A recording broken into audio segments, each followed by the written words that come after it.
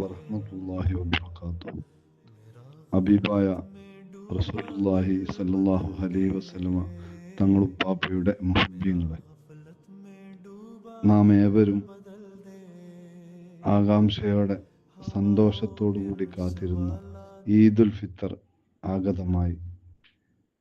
ഈദു എന്ന പദത്തിൽ നിന്നാണ് ഈദുൽ ഫിത്തർ, ഈദ് എന്ന വാക്കുണ്ടായത്. ഈദ് എന്നാൽ ആഘോഷം എന്നാണ്. യഥാർത്ഥത്തിൽ ഈദ് എന്നാൽ തിരിച്ചു വരവാണ്, തിരിച്ചുപോക്ക്.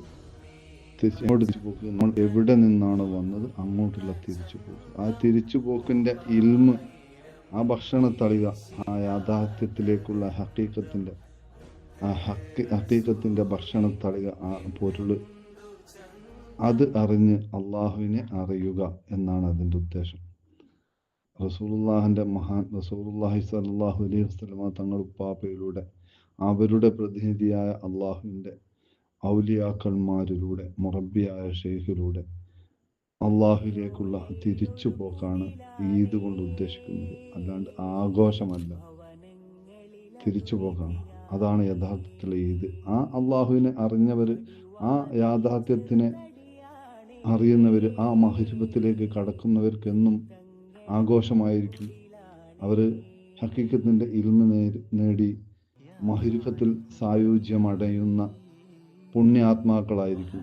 അവരുടെ കൂടെ കൂടുന്നവരും പുണ്യാത്മാക്കളാവും, അവരുടെ മുരീദന്മാർ. അത്തരത്തിലുള്ള ഹൗസുല്ലാല മുഹിയുദ്ദീൻ ഷെയ്ഖ് പാപ്പയുടെയും മുർഷിദായ അള്ളാഹുവിൻ്റെ ഔലിയാക്കന്മാരുടെയും അവിടെ തർബീയത്തിലായി, അവിടെ മുരീദന്മാരായി ജീവിച്ചു മരിക്കുന്ന സജ്ജനങ്ങളിലും മുഅ്മിനീങ്ങളും മുത്തഖീങ്ങളും മഹാന്മാരിലും മഹദികളിലും അള്ളാഹു സുബ്ഹാനഹു വ തആല നമ്മയും നമ്മളെ കുടുംബത്തെയും ഉൾപ്പെടുത്തി അനുഗ്രഹിക്കുമാറാവട്ടെ. വല്ല ആളുകൾക്കും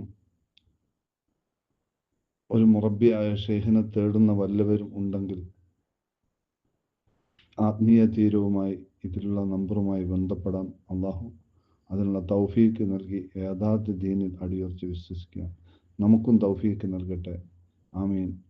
അസ്സലാമു അലൈക്കും വറഹ്മത്തുള്ളാഹി വബറകാതുഹു.